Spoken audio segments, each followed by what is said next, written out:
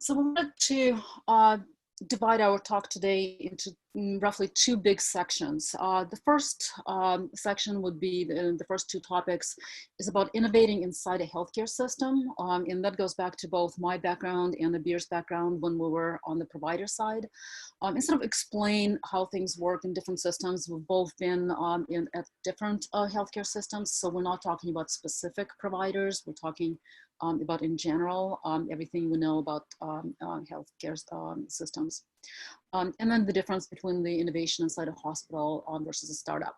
And the second part, we wanted to talk about the, obviously, what is happening with COVID right now, as far as startups working with health systems, new ways to engage. And also Abeer was kind enough to say that he will share his tactics that his startup is using right now when they're trying to engage with different providers. And they obviously had to pivot how they do business in order to succeed right now. And he's very open in sharing his strategy, his tactics. So I'm looking forward to that part of the conversation too.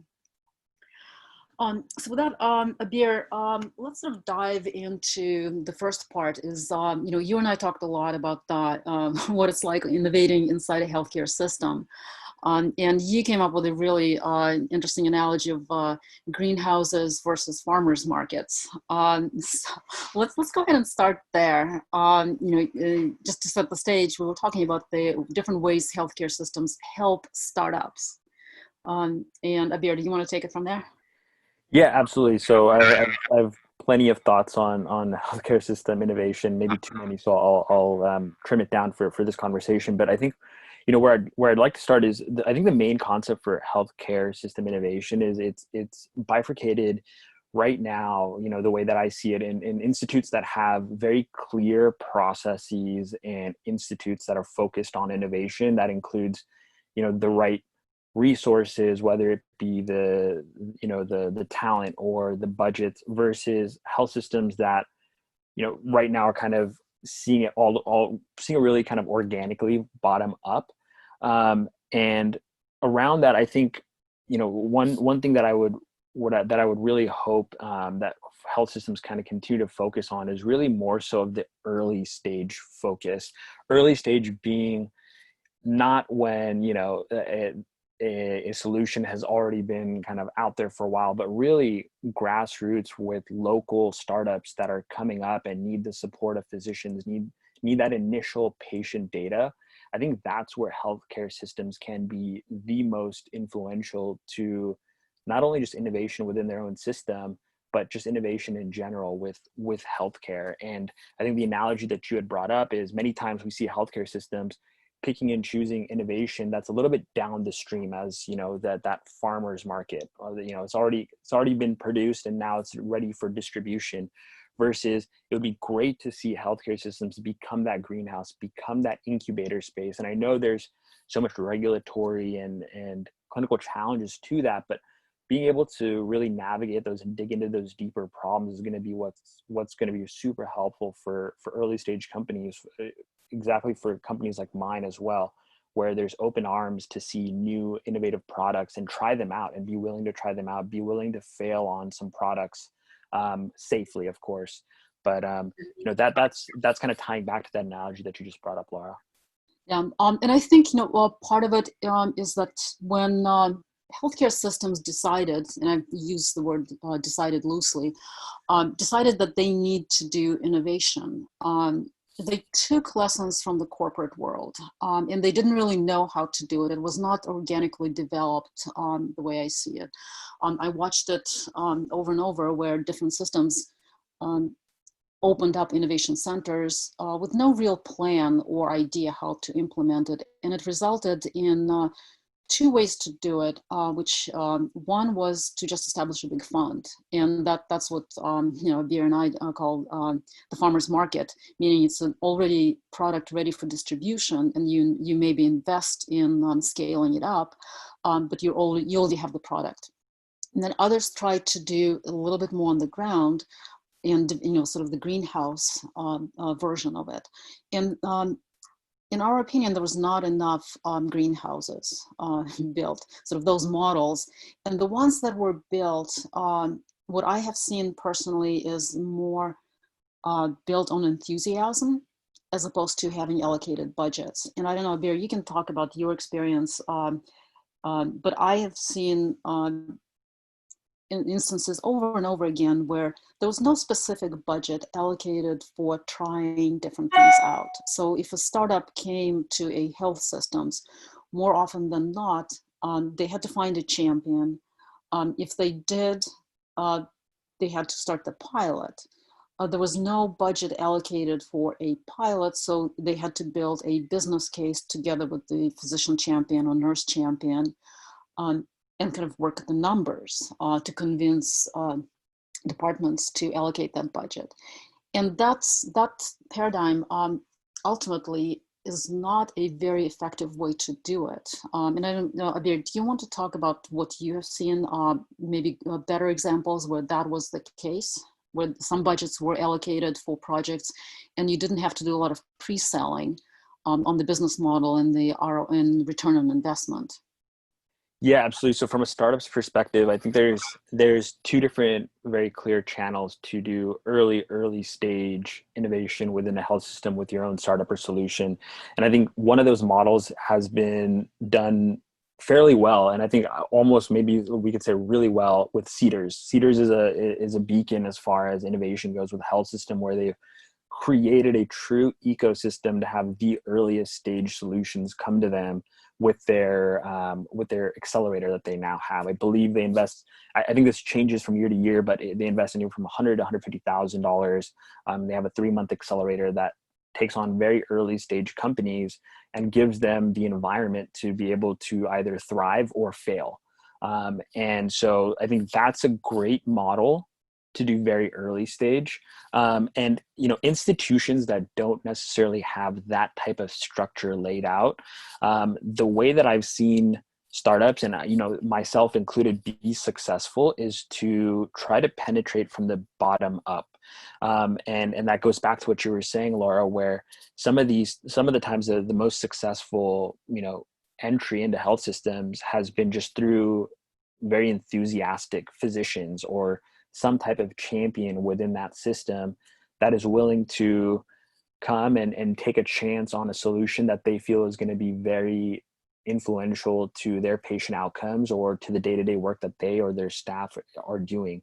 And so, I would say that I would love to see that Cedars model sprouting more and more in different healthcare systems, because it's needed. There's so many different, there's not a shortage of startups. There's not a shortage of good ideas. There's not a shortage of problems.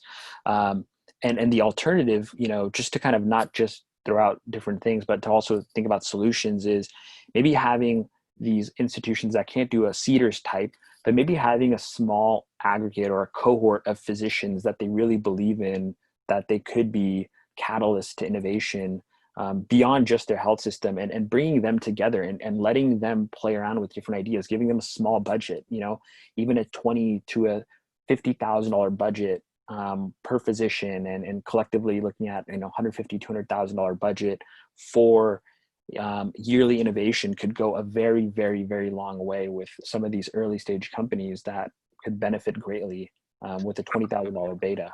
Yeah, I completely agree, because some of the projects that systems try to implement, even the $5,000 budget could help jumpstart a project. And like you said, you either you live or die, but you die fast. And because every time you had to spend money pitching the idea, someone had to review the idea, and there was no way to pull the trigger fast enough. And I would prefer to see more projects, micro projects, versus systems trying to gamble, trying to identify one or two big ones. And the more successful models that I've seen would break it down into stages. So for example, it's as little as $2,000 to start the project, to prove initially. The ones that succeed would get a bigger grant. And then they advance it forward. And then naturally things weed themselves out. So you identify the winners, not because you've looked at the business plan from day one, but you've given them some money to get off the ground. So it's back to that greenhouse.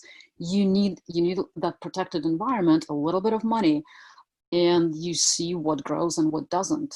Some of it will make it to the farm stand, and some of them won't.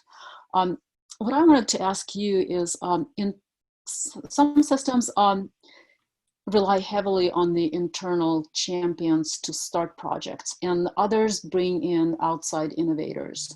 In your opinion, what have you seen be more successful, and what would be your idea of how to find that balance between supporting your internal people versus engaging external startups? Yeah, absolutely. And I'm going to absolutely get to that thought, Laura, but I just wanted to piggyback on the earlier comment as well, as far as the financials go, before I get to the internal versus external champions. And the reason I want to do that is because it is so critical for startups to have monetary betas. And I know that sometimes healthcare systems, I'll be the first to say this, that I would expect a lot from startups being at a healthcare system to say, hey, well, you get to try your thing out here and you get to put this healthcare system's name on it. So that's a lot of value.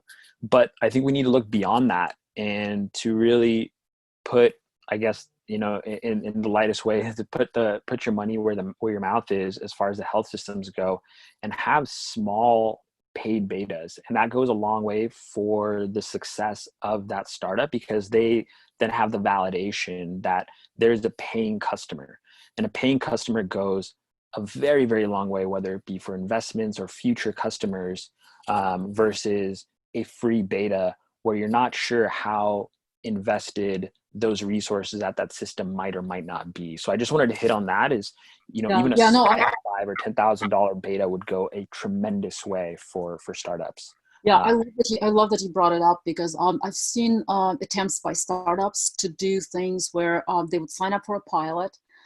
They would get an agreement that the pilot would be put in place, but they will try to write into a contract that upon the successful completion of the pilot, that can convert automatically to a paid contract. And those types of arrangements, unless the healthcare system is open to that model, I haven't seen it work very successfully. There becomes friction. There becomes a wrong set of expectations. But having that model where if you prove, you can maybe not necessarily convert to a paid contract, but get a paid beta where you get paid at the end, even though the pilot maybe was free, but you have that proof that the value was there and the system recognized the value. And again, when you go pitch to investors, you have that under your belt. Exactly. Yeah, completely agree with that. And to go to your other point of internal champions versus external. So I think there needs to be a blend, but I think the blend should be much more heavily focused on internal champions. I would say, maybe 70-30 internal versus external. And the reason I say that is physicians nowadays, especially the young physicians, are very, very innovative and entrepreneurial. So when they come to a healthcare system, they're almost looking for the opportunities to bring new ideas, bring new concepts. And I think it's a matter of tapping into them, finding that talent and allowing them to thrive, because not only does that, cut down on having additional resources and creating more buckets in the hierarchy, but it also creates physician alignment with the system and kind of keeping your talent with your system as well. So I would say focusing on internal champions, with the caveat that, innovation is a skill. I think there's definitely a way to go about it. And I think there's so many resources out there to look more so as partners and advisors and guidance. So, if I had it my way and I was running a health system innovation program, I would look to my internal champions, those physicians, and rely heavily on them to be the adopters and be the voices for innovation, and supplement that with an amazing advisor group. The advisor group could be folks that are tapped into existing accelerators, existing VCs, folks that live and breathe, startups and innovation. I think having that blend could be very, very successful. Yeah, yes, I agree. And I think it goes also back to what you and I talked about before, is problem identification. I think one of the problems with having just internal champions, and we've seen it before, where health systems want to accommodate their physicians or nurses who want to innovate, but it becomes a solution chasing for a problem, despite the fact that those providers are living inside of the system. What's lacking is their understanding of how big is their problem. Is it confined to their own system because of peculiarities of that system? Are they the one off? Are they the only ones who need that type of a solution? And also, there was always a lack of research by the physicians or nurses on the inside into outside startups. They would tend to reinvent the wheel. And I think it's changing now. There's much more awareness of all the startups and all the other solutions. But there's a lot of, at least before, a tendency to accommodate internal people, despite the fact that some of it was reinventing the wheel. And I don't know how much you've seen it, and maybe it's changing now. Yeah, no, I actually agree with that, because I've actually had experience myself where two physicians within the same department were actually going after the same problem, but with two different startups. And so obviously that can't be the case. And I think that needs to be solved for. But the other thing that I just wanted to highlight as well is when I think of healthcare system innovation, I really see that as the identification of problems and adoption. I personally think that healthcare systems should focus on those two things rather than development and building. I think they should support building to some degree with the focus on adoption, but I think that's where they should live and breathe as far as innovation goes, and let startups focus on the building. And I think and this is a very hard problem, so I'm gonna lay a problem out there and probably don't have a really good solution for it. But if there was some type of funnel or ecosystem to swing back those problems that physicians and nurses and administration are seeing on a day-to-day basis back to startups, that would be amazing. Yeah, I completely agree, because I haven't seen that implemented in a very functional way. So even when different systems try to collaborate together, their efforts to combine the problems is always lacking. There's no way for even healthcare systems that collaborate to see what problems they've identified that they would like to work on. A lot of it seems random. And if collaborations are happening, they really should be happening around the problems that everyone identified. And there is an internal champion attached to that problem, because that's the clear way to find a solution is A, you have everyone agree that the problem exists. B, you open it so that other systems can collaborate and participate. And C, you have internal champions ready to work either internally or work with startups. Sam, can I ask you if we're able to unmute one of our participants? Wayne Chan, he posted a comment about the Blue Shield California and in a partnership to a potential investor. If Wayne is still there and we can unmute him, I would love to give him a mic, an open mic. Yes, I asked him for permission to talk, if he's still there. Wayne, do you mind unmuting yourself? If you're still there, and talk about Blue Shield's sister company that is open to partnering and potentially investing in partners.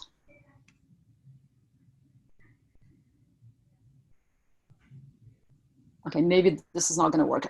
So in our Q&A, Wayne posted a link, and the name is Alteus. And he said that this is a sister company of Blue Shield of California. It was open to partnering and potential investing in partners looking to meaningfully and realistically transform healthcare. So again, that's coming from the payer side. And we've seen different models where that was happening. I would love to hear more about the successes on that end, because startups sometimes are forced to pick and choose whom to go with because of reimbursements. Sometimes they think that their value proposition is more strong for the payer, sometimes more for the provider. But again, having that collaboration is very critical. So right now, I think we can shift gears a little bit. I wanted to mention that IP issues is something that is sort of inherently attached to the entire innovation and startup ecosystem inside of a hospital. And Abeer, I would love to hear your feedback to what you're experiencing and what you've seen. Because when startups work with providers, and if there are mechanisms sometimes for internal champions to engage, there are times when healthcare systems want to participate and get equity. A lot of times they don't have mechanisms for that, but IP issues become muddled. And I have seen that happen in a lot of systems where some innovations were blocked because of that. They were just at a standstill. No one could figure out who owns the IP. So it always seemed that the model where it's a pure startup and it's incubated inside of the health system, but healthcare system needs to take a back stage and not worry about getting part of the IP, not trying to inject sort of the compensation and those financial incentives for internal champions. At the same time, obviously some health systems try to do it, and it is very effective in that physicians or nurses or associates are rewarded for inventing new things and bringing products to market. So I wanted to hear what your thoughts are. Are there any examples that you have seen that were successful, or the opposite, where that was a problem? Yeah, to be very blunt and transparent, I think it's a problem more than it is a solution typically. I think there's a bucket for university health systems. I think that's very, very different, where there is the opportunity for them to even just self-create IP within their university, and then to be able to immediately kind of transition that into their medical centers and system. So I can see the opportunity there. I think they have the mechanisms to understand how to control and how to protect IP, and to, I guess, even understand what IP truly is. Because I think that's where people get hung up the most sometimes. But some of these other systems that don't normally dabble in that, I think should also stay clear of it. And this is me coming from the startup side. So that's kind of where I'm coming from as far as my POV on this. But to me, I think, the alignment should be for the system to be more so focused on what their objective is, which is patient outcomes. And I think to get muddled in, we own this IP, or we joint own this IP, and then to have the 6 months of legal work behind that, it becomes a very major distraction for the startup. It becomes a huge distraction for that physician champion. And it doesn't allow for the focus that's needed to just get the product out there, get feedback from physicians, from patients, from the end users, and to focus on outcomes. How do you improve someone's systolic pressure by 5 points versus, this is a very cool feature. How do we get control and ownership of that when you launch it at the next system? So I think systems should very much focus on outcomes unless they have the infrastructure for IP protection. And I think the issue comes up with where founders or entrepreneurs who find internal champions do not always address the issue, because people on the inside of the health system, especially if it's an academic system, if something gets created during the collaboration, that's where the issues come up. IP issues all of a sudden rise. And it's hard to separate what was the creation of the startup during that collaboration with internal champions. So I don't know how you navigated it yourself, if you ever considered it in any of your startups, or have you seen it when you were on the healthcare side? Yeah, that's a really great point. Is anytime that I've collaborated with systems, I've made it very clear to the team, to our startup team, to stay away from that gray area of you're now creating IP with another organization just because of that headache. So I've typically tried to stay clear of it. The way that I've seen, it's not a workaround around it, but to be able to get that adoption from physicians or to get the voice of physicians, I've always seen it a great way to do that is to have an advisor team and look to the advisor team to financially incentivize them or to have them be brought on to the company as true consultants or partners in some sort of way to do the actual development that you would need to have done, and use the systems as more so of a testing ground and the adoption of it. So that's kind of how I've navigated, where you do want to stay clear of having a room full of folks from the health system ideating on how to make your product better and then hand you over features that you start developing. That could become very muddy. The alternative to all of that is to have very clear contracts as far as what development looks like. So those are the avenues that I've personally had to navigate through when doing that type of work. So I think the only advice for the startups is really just to be cautious of the IP, think about it. And again, that collaboration, be aware that things will change, your product will change during the collaboration, and there has to be clear understanding that your internal collaborators are either compensated through the advisory position, or there's a clear understanding that there is no direct participation in the IP and in the company. So with that, I wanted to shift gears again. And Abeer, you offered to give your perspective on and tips and tricks that that can be used now, because everything is changing. The engagement with health systems during COVID is very different. It's a different healthcare system with different value propositions resonating more than others. The way to approach health systems and reach out to internal champions, everything changed. There's no networking in person. It's hard to reach physicians. What are you doing? Because you started on your company right at that point where you were first able to tap into everyone live, and then COVID happened and you had to switch.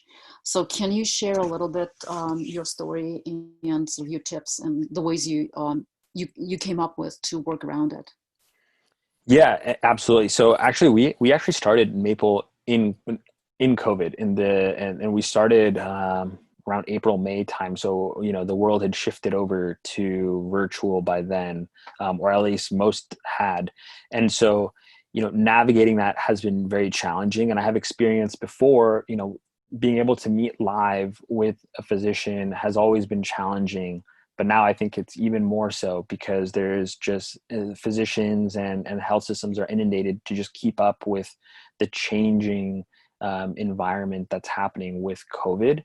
So, as a startup, you really have to get scrappy. And sometimes this is kind of the dark corner of being an entrepreneur and being a founder of doing these different small tactics that you have to resort to. But, the things that we've done is have to scrape the internet for emails to be able to just get feedback from physicians. And this is probably something that not everyone wants to hear on the call, but there's ways to do that where universities have their emails out there.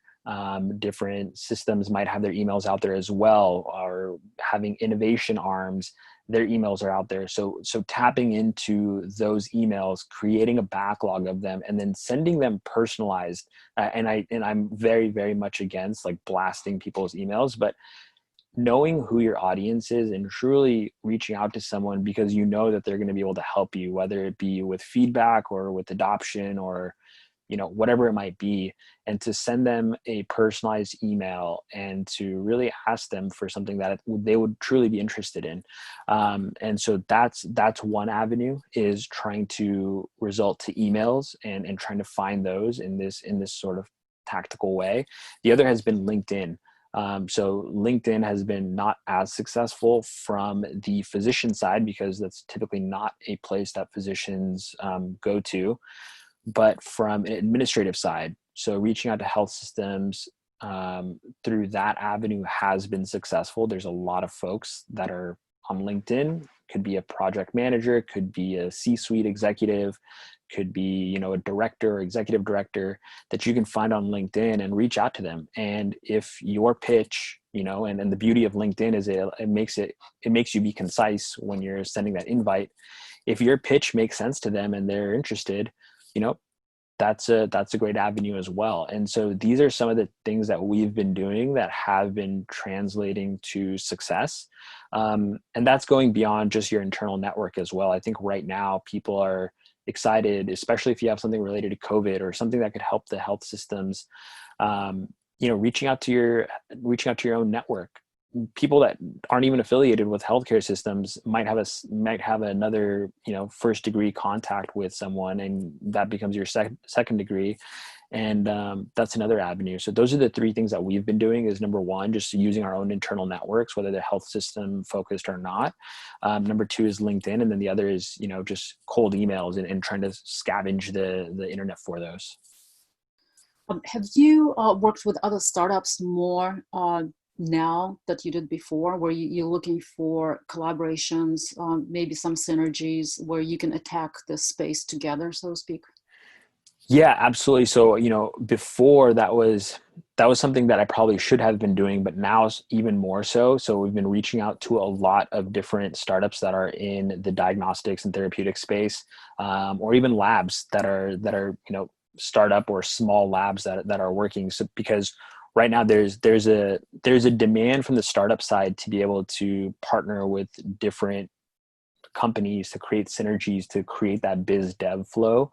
And so this has been a really good opportunity, and we've been doing that, and it has been fruitful because, I think many startups, something that startups always think is there's a lot of competition out there, but really the way to thrive is to partner. And so we've realized that now, and we've been doing a heavy focus on reaching out to other folks that are in the healthcare systems or in the healthcare industry, and try to partner with them and create synergies and almost quote unquote like packages to be able to go out to the same end user that we would. Mm-hmm. Can you talk about the messaging? So your idea, having diagnostics sort of come to the patient's home, was it developed as COVID hit, or did you have that idea before, but the industry hasn't shifted to where you want it to go yet? Yeah, so that's a great question. So the idea actually came about before COVID. This was a self-serving solution because myself and my family, we had a telemedicine visit that then resulted in them saying, "Hey, well, you should actually go to the urgent care that's down the street from you." I was like, "Well, we just waited an hour, and now we have to pack up all the kids and go down to the urgent care to do what we were hoping to do through telemedicine." And this was back in, I think it was like November or December. So at that point I was like, man, that would have been nice if someone could have just came and done the specimen collection, and we would have had the full continuity of care through telemedicine and stayed at home. Packaged that problem and kind of solution away. And then COVID hit, and started seeing the huge reduction in lab visits and just overall clinical visits and procedures. And so realized that there was going to be a need now with this shifting behavior from the consumer to have on-demand at-home services to be able to support something like an at-home diagnostics company that we're now becoming. And so that's kind of the shift that happened. And so to answer your other question, as far as messaging goes, we started off with a very heavy COVID focused message. And it's funny you bring this up because the team and we just came together last week to really kind of think about this. And we came to the conclusion that right now everyone is COVID inundated. I think people are getting almost, numb to hearing COVID and just kind of almost saying, oh, here's another COVID thing. So we've actually are now looking at transitioning away from having such a heavy COVID message and looking more towards this is the future of healthcare.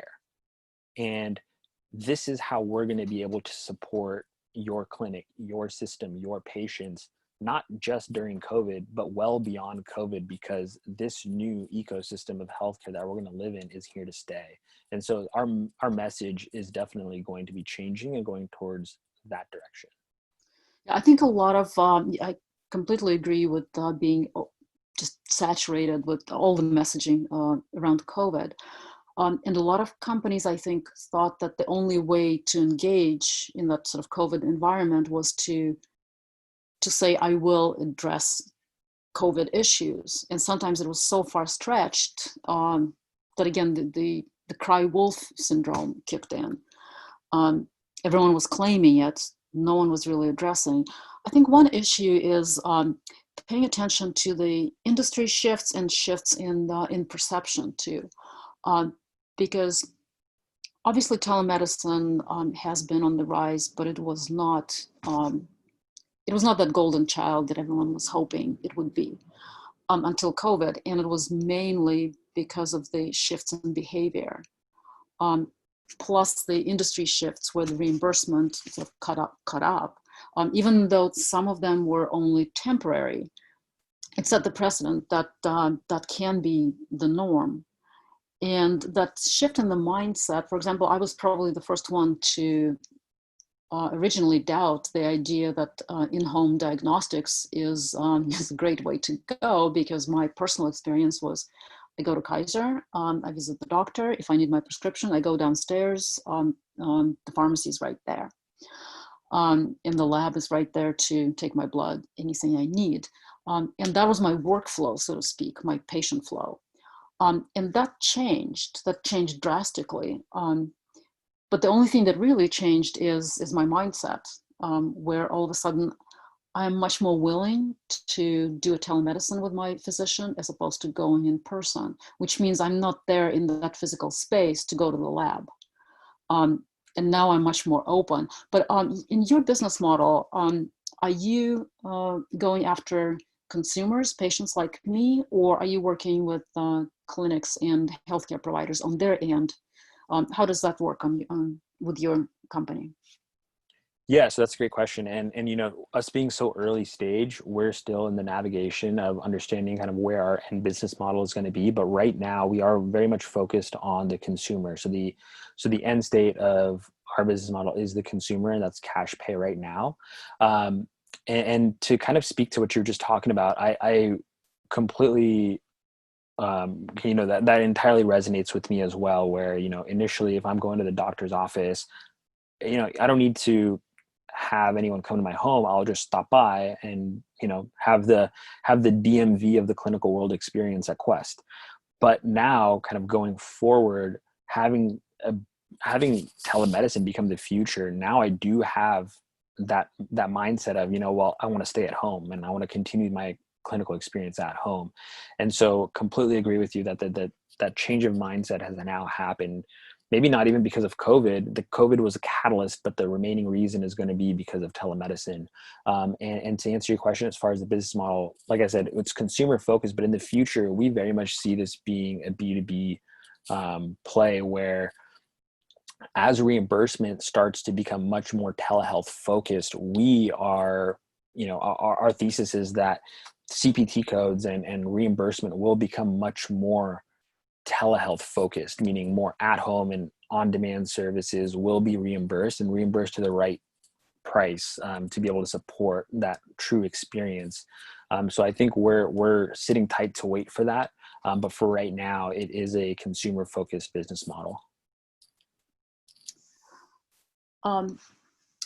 What was your experience on the provider side as far as the demand for integration with their systems? Because we always say that nothing can be created unless it integrates seamlessly into their workflow, their epics, cerners, and everything else at the systems.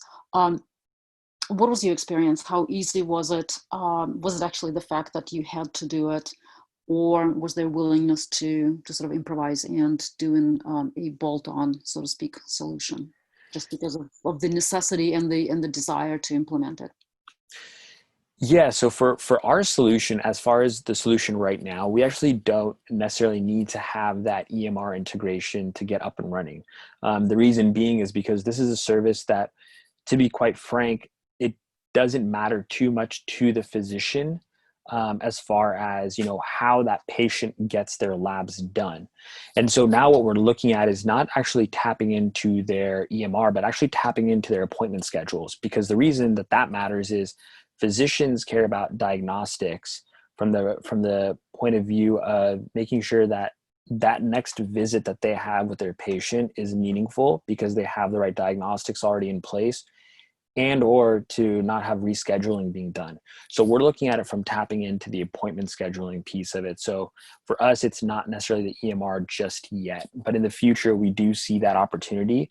But from just the early adoption, I think now the understanding has come about from physicians and from systems that the EMR integration is something that you have to look at like a year down the line if you just know that at least the test and the beta is going to work.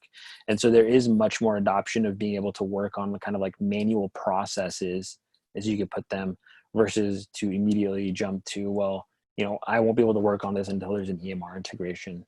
So at least that's been a good transition that I've seen over the last couple of years. Mm-hmm. How easy was it to tap into calendaring? So that is something. Yeah, that's not something that startups usually think of as a venue or as a necessity. Yeah, and that's something that we're actively working on. So we haven't done that integration just yet, and so that's actually something that we were just, you know, having a jam session on earlier this week as we're having some additional clients come on board that might have that focus. So we're just trying to find, we obviously understand the value for Maypl when it comes to the patient, to be able to save tons of time, to have an amazing experience, and to have that continuity of care for telemedicine. But for the provider side, we're also trying to find the ROI for them, whether it be time or ease or you know, financial, to be able to have them be the immediate channel for that patient. So that's where we're still kind of ideating on as far as integrations go, but that is one avenue that we're looking at. So I just wanted to be cognizant of the time, and we're coming up on top of the hour, so we will open for questions. So I think now is the good time, if you have a question, to type it in as Abeer and I are finishing sort of our conversation. We're happy to address any questions that anyone has. And to follow up on the telemedicine piece, Abeer, what opportunities do you see that might open up that were not available, sort of similar to your business, where before in-home diagnostics was not something that would generate an immediate aha, but now it becomes almost a given that that's something that should be part of the patient experience. Are there any areas that you have seen or thought of around the telemedicine piece specifically, just because that's something that you're working on? Yeah, absolutely. So I think kind of the areas that I think about are, you know, remote patient monitoring, to be able to assess what the physiologic parameters are and how they've been trending for a patient. And I guess, you know, the other areas, because I'll be honest, I've been very much focused on the digital therapeutics and trying to figure out how to kind of bring Maypl to life. But I think if I was to think about it right now, the other thing that comes to mind is, how do you provide that physician more context about where that patient's at? I think it's a lot easier to come into a room and almost read that patient with their body language and just how they're feeling. So if there's a way to have some type of reading, you know, through video, to be able to capture that body language and to give those triggers to the physician, that would be an amazing asset and tool that I think would be helpful to better diagnose and support patients. Mhm. Yeah, so something that comes to mind is obviously either autism or Alzheimer's, where there are a lot of startups working specifically on trying to identify those symptoms through phone apps, obviously capturing those facial expressions or voice patterns. But I haven't seen something that what you're talking about, which is trying to get a read on the patient at the moment, where you're trying to assess acuity of pain or acuity of discomfort or just psychological state. That is definitely something interesting. So just to finish off, I wanted to see if you had any sort of closing thoughts or ideas for others, for startups, just sort of the takeaways from your own experience, again, as a CEO of a startup, and also someone who worked on the provider side. Yeah, absolutely. So I think my biggest takeaways, and I'll focus on that initial conversation that we were having around healthcare system innovation. So I would say, you know, for startups to really focus on their pricing when they're first getting up and running. And what I mean by that is, you know, health systems have capital budgets that they have to budget for almost a year in advance typically, and sometimes, you know, 12 to 18 months in advance. And so being able to lay low under that capital budget cycle has been very helpful for other startups that I know. And the other one would be to try to come with solutions that are not focused on cost saving. Many times startups come and they're saying, you know, we have cost saving ability, but really what they need to do is generate an ROI for that health system. So figuring out what those CPT codes are, figuring out what that reimbursement could be, is what I would say. And I guess my final thing would be to really look at that bottom-up approach, especially during COVID. Reach out to those physician champions, reach out to your internal network, find those initial hooks into different systems, prove out your solution in a very small pocket, and it makes it much easier to climb the stairs to the executive suite that way. So I would say definitely a bottom-up approach. So maybe I'll leave it with those as far as kind of the findings that I've had as far as being CEO and for a startup during these trying times. Yeah. Well, thank you so much, Abeer. As always, it was a pleasure to speak with you. Pleasure to share your thoughts with our audience. And with that, I will turn it over to Samuel. Yeah, I don't know if you wanted to go over, we just got this one last minute question, but someone was asking for any recommendations specifically for UCI. Specific on, can you repeat it again? I think it was just kind of based off what Abeer was going about. Someone was asking for any recommendations specifically for UCI. I would say that, you know, we now have, at UCI, we have George Tomchenko, who's the innovation director for healthcare, on the healthcare side. So actually his comment.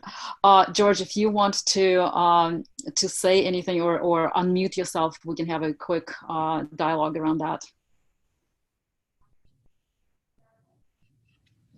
And Laura, if you don't mind, I just wanted to say, George, I think one recommendation would be for UCI to globally adopt Maypl. Hey, you know that I tried. Yeah, no, I was just, thank you for, even though a fireside conversation at, you know, 100 degrees outside or whatever it is where you're at, sounds scary. It did leave me with a warm feeling inside. Yeah, I think I wanted to see if there's anything like that, you know, obviously I'm here at UCI to connect people through to physicians and different possibilities for product development. And you know, and there are opportunities to do a little bit more kind of greenhouse type testing that we're developing at CHOC, for instance. So I am happy to talk more about that in the future as well. And I just wanted to, when I said any recommendations specifically for UCI, I curious whether the two of you, since the last we spoke, because this is something I'll ask you again in the future, had ideas, and because my job is to take those ideas and implement them where it's to create synergies between startups and the academic institution that is UCI. One idea that comes to mind is we should have a separate fireside chat about that, and as a separate session. But the other one is having demo days, startup demo days, where startups actually maybe get a chance to pitch to the decision makers or influencers or potential champions. And on the other hand, trying to get the problems surfaced up a little bit better for the startups. And I don't know if that is through a some sort of a database or visible portal where the problems get accumulated and someone can look through them and a startup can say, aha, I have a solution for that particular problem. Or even say my solution was for a slightly different problem, but I think I can tune it and direct it toward that problem.